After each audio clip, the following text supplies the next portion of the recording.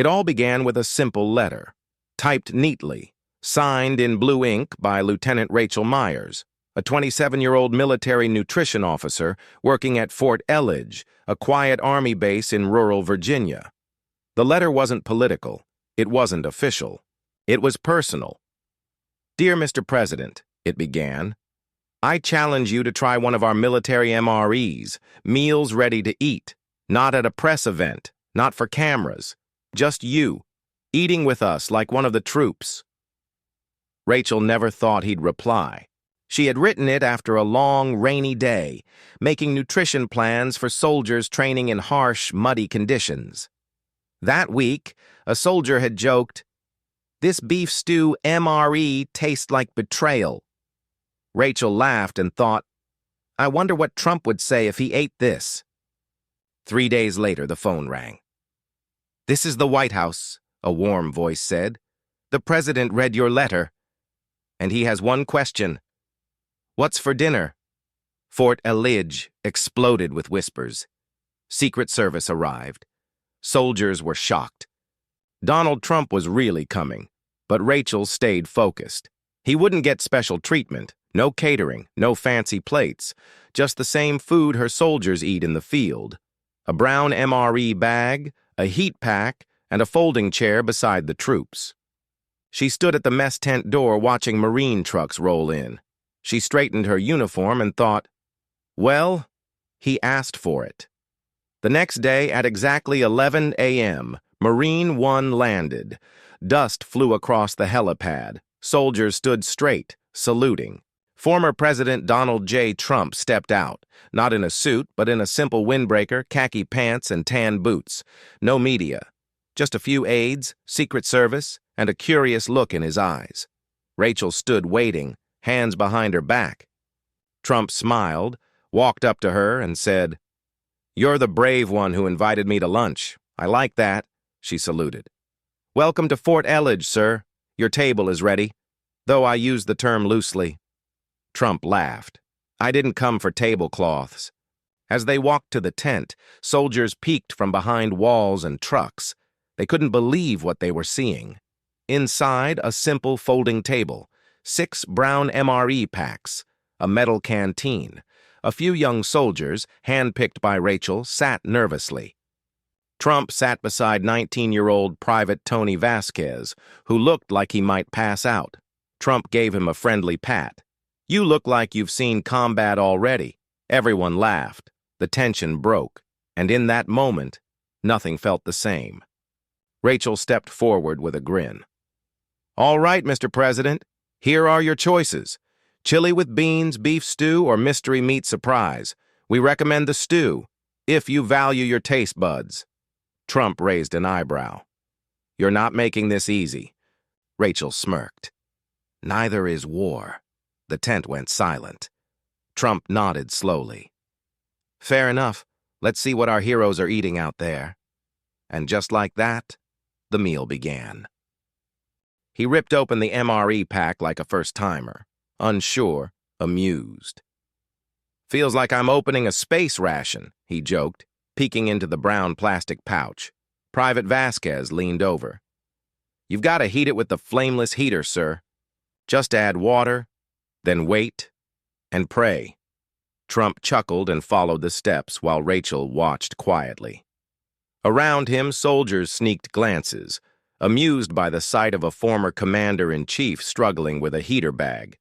Finally, steam puffed out of the pouch. He picked up the warm bag of beef stew, opened it, and sniffed it with a playful frown. "Smells like effort."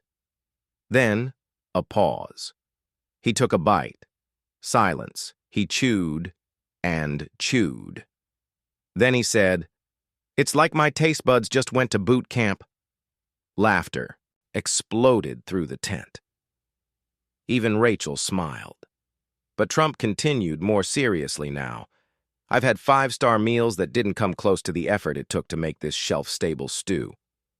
Respect to whoever made this possible, in the middle of nowhere." Private Jenkins, sitting across the table, raised his hand. "Sir, we just call it punishment in a pouch."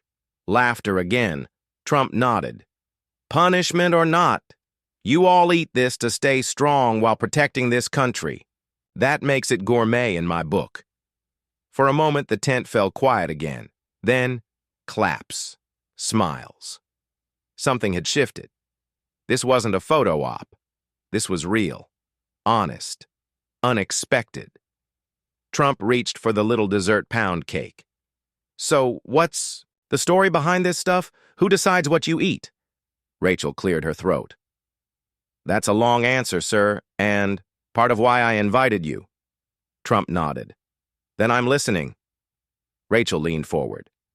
"These meals aren't just calories, they're survival tools, made to last for years, to survive deserts, jungles, snow, and war zones. Each one is designed by a small team, dietitians, chemists, veterans, who test them in labs and in the field." Trump unwrapped a peanut butter cracker. "I never thought about the people behind the packaging." Rachel nodded. "Most don't. But someone has to make sure our soldiers stay fueled, even when there's no kitchen. And still, feel a little human." Private Vasquez jumped in. "Honestly, sir, when you're freezing and starving, even this cracker feels like a hug." Trump looked around at the young faces. "How long have you all been in service?" Jenkins raised an eyebrow. 8 months, sir. Just out of boot camp." Trump smiled. 8 months more than most people ever give. You've earned every bite of this delicious cardboard." More laughter. Then Rachel quietly reached into her uniform pocket. She pulled out a faded photo and a woman in a helmet. "My mom," she said softly. "She served in Iraq. MREs were her only meals for months. She used to write letters saying how bad they tasted, but also how she'd never forget them." Trump looked at the photo. His expression softened. "She's the reason you serve?" Rachel nodded. "She passed when I was 14, cancer. But she always told me, feed the fighters, not the fear. I guess I took that literally." Silence. Then, Trump gently placed the photo on the table. "She'd be proud. And so am I." And just like that, the laughter faded into something deeper. A shared respect that had nothing to do with politics, uniforms, or rank. Trump leaned back, his MRE half-eaten. "Rachel, what's the hardest part of your job?" Rachel blinked, caught off guard. "You mean besides?" Rachel took a breath. "Feeding hundreds of people who pretend to love the food." Chuckles rippled through the tent again, but Trump leaned in, serious now. "No, really, I mean the emotional part. What weighs on your heart?" Rachel paused, then answered quietly. "Honestly, watching young soldiers go to war with nothing but this food and a goodbye phone call." Trump went still. "You feed them," she continued. "You hear them joke about the taste. But deep down, you know, some of them might not come back, and that bag of stew could be their last meal." Private Vasquez lowered his eyes. Jenkins swallowed hard. Trump didn't speak for a long time. Then, he said quietly, "Nobody tells you that part when you're sitting in the Oval Office." Rachel's voice softened. "They should," Trump nodded. "They really should." Outside the tent, the wind stirred the leaves. A distant helicopter hummed. But inside, silence. Sacred silence. Finally, Trump looked at the group. "Do any of you write home? Letters, I mean?" Jenkins shrugged. "I try. My mom worries." Trump smiled. "Mothers always do. You know what mine used to say? No matter how big the world gets, write like you're in the same room." Rachel gave a small smile. "That's beautiful." He looked around. "You're all writing a piece of this country's story. I'm just grateful to be here, to hear it." And that's when it changed, from just a meal to a memory, one none of them would forget. Trump glanced down at his barely touched oatmeal cookie. "I'll be honest with you," he said. "I thought I'd come here, try a military meal, crack a few jokes, and be on my way." Private Vasquez smiled. "Sir, That's pretty much what we expected too. Laughter broke out again, warm, real. But then Trump's voice grew softer. But sitting here, hearing about Rachel's mom, thinking about your families back home, it's more than just food. It's a reminder. A reminder of what? Rachel asked gently. Trump looked up. That freedom isn't served on a silver platter. It comes in brown plastic pouches, opened by people willing to sacrifice everything. The room stilled again. You all signed up knowing the cost. That's more courage than most people ever show. Rachel watched as a few soldiers looked away, trying to hide their emotion. Trump noticed, too. But I also want to say this. Courage isn't just pulling a trigger or running into danger. It's also sitting here, eating this mystery stew, staying hopeful, and showing up for each other. That's real leadership. Rachel felt a lump rise in her throat. I came here expecting to taste a meal, Trump said. Instead, I tasted something else. Honor. He picked up the oatmeal cookie and took a bite. Okay, that part still tastes like cardboard. Laughter exploded. Even the two guards at the back cracked up. And in that laughter was something powerful. A release of pressure. A breaking of walls that often separate leaders from soldiers. As the laughter faded, Trump turned to Private Vasquez. How long you been away from home, son? 10 months, sir, he replied. Missed my sister's wedding, my mom's birthday, and my own graduation. Trump raised an eyebrow. Graduation? High school. Got my diploma by mail. There was pride in Tony's voice, but also a quiet sadness. Rachel spoke gently. Tony enlisted. Right out of school. Sends half his pay home. Trump turned to him. That's noble. Why? Tony looked down. My dad passed. Mom works 2 jobs now. I couldn't watch her do it alone. Trump's expression softened. You remind me of a friend I had in Queens. Didn't have much, but had more honor than anyone I knew. He reached into his coat pocket and pulled out a small gold coin. This is a challenge coin, he said, placing it into Tony's hand. Presidential one. I only give it to people who've earned it. Tony's eyes widened. His fingers closed around it like it was glass. The tent fell silent again. Rachel blinked back tears. Trump clapped a hand on Tony's shoulder. Your family's already proud, but now you've got a piece of history in your hand, and a reminder that your sacrifice matters. Tony nodded, too choked up to say anything, and in that moment, everyone saw it clearly. This wasn't about politics or fame or speeches. It was about being human. Trump leaned in toward Rachel. Tell me, what's the worst MRE you've ever tried? Rachel laughed. Oh, easy. The old ham and eggs. Looked like regret in a pouch. Jenkins added, don't forget the omelet with vegetables, a.k.a. the vomit. The entire tent burst out laughing. Trump nodded seriously. I see. Culinary crimes have been committed in the name of patriotism. Rachel grinned. But weirdly, we miss them. When you're on the move, eating under a tree or in a Humvee, even the worst MRE becomes part of the memory. Trump looked around slowly. That says a lot. It does, Rachel said. Sometimes, it's the worst meals that come with the best stories. Trump tapped his half-empty pouch. Then I'll remember this forever. Private Vasquez grinned. You're one of us now, sir. Trump raised his canteen. Then let's toast. To cardboard cookies, mystery meat, and the stories we'll tell about them. Everyone raised their bottles and canteens. They drank, not for taste, but for connection. After the meal, Rachel handed Trump a small envelope. What's this? He asked. A letter, Rachel said softly, from one of our oldest living veterans. Her name's Captain Eliza Monroe. She's 98, served in World War II. She still writes to the younger troops. Trump opened it gently. The handwriting was elegant, but shaky. He read aloud. Dear President Trump, If you ever get the chance to sit with our young ones and share a meal, listen. Their courage doesn't need speeches, just ears. And remind them, they are not forgotten. Captain Eliza Monroe, U.S. Army Nurse Corps, retired. Trump folded the letter with care, looked around the room.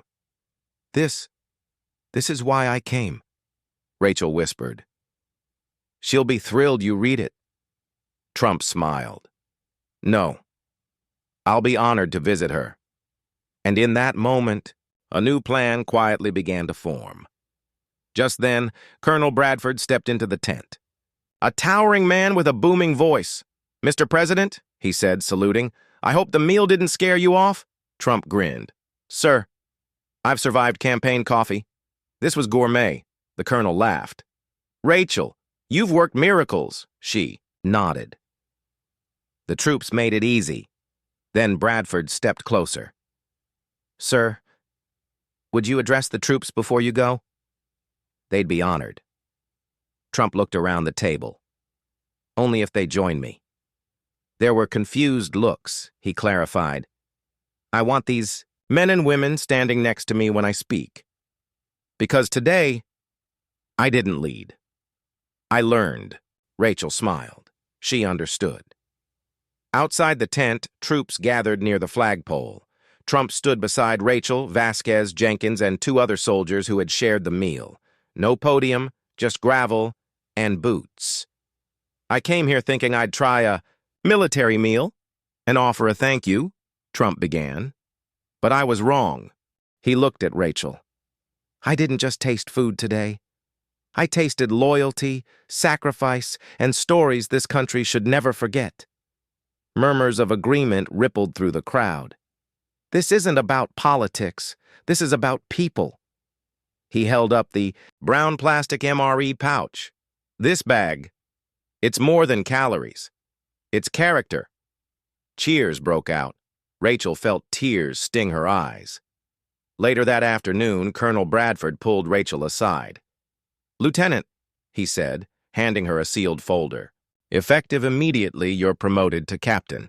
You've shown leadership, not just in logistics, but in heart. Rachel's eyes widened. Sir, thank you. Trump approached, smiling, and extended a hand. Captain Rachel Meyers has a nice ring to it. She shook his hand, beaming.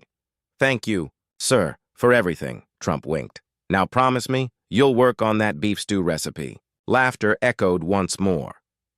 As Trump walked toward Marine One, the troops stood in rows, saluting. He turned back once more, eyes full. To Fort Elridge, he called. Thank you for feeding me more than just food. Then he stepped onto the helicopter and, flew off into the fading sky. The aircraft lifted off and disappeared into the sky. Back in the tent, Private Vasquez sat quietly, his fingers still wrapped around the challenge coin. Rachel walked over and sat beside him. You okay? She asked. He nodded slowly. I never thought someone like him would really listen. Rachel smiled gently. Sometimes the loudest voices come from the quietest moments. The next day, a short clip hit the internet. Trump sitting with the troops, eating the MRE, cracking jokes, reading Captain Monroe's letter. It spread like wildfire. Veterans from every generation commented. Civilians shared it with tears in their eyes. One comment read, "He finally gets it." At a quiet retirement home, 98-year-old Eliza Monroe watched the video on a nurse's phone. She wiped away a single tear. He read my words, she whispered. The nurse smiled. The whole country is reading them now. Inspired by that moment, Trump launched a new program, Honor Meals, a nationwide campaign to share the stories behind military rations and to recognize food service officers like Rachel. It opened people's eyes to an often forgotten part of military life. Troops at Fort Elridge started receiving more letters. From school kids, from grandmothers, from strangers. One note read, Dear soldier, I saw your meal with the president. Thank you for being brave.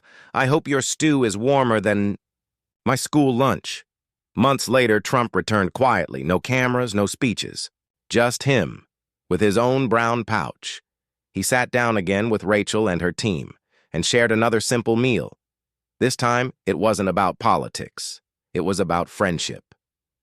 When they finished eating, Trump stood and looked around. I may never win awards for bravery, he said, but I had the honor of eating with America's best. Then he picked up a pouch of the infamous vomit meal, took a dramatic bite, and gagged loudly. The tent exploded with laughter. Tears rolled down Rachel's cheeks as she laughed too hard to breathe, and in that tent, filled with jokes, laughter, and emotion, the story came full circle. Not just a president eating stew, but a man who sat, who listened, and who truly understood what it means to serve.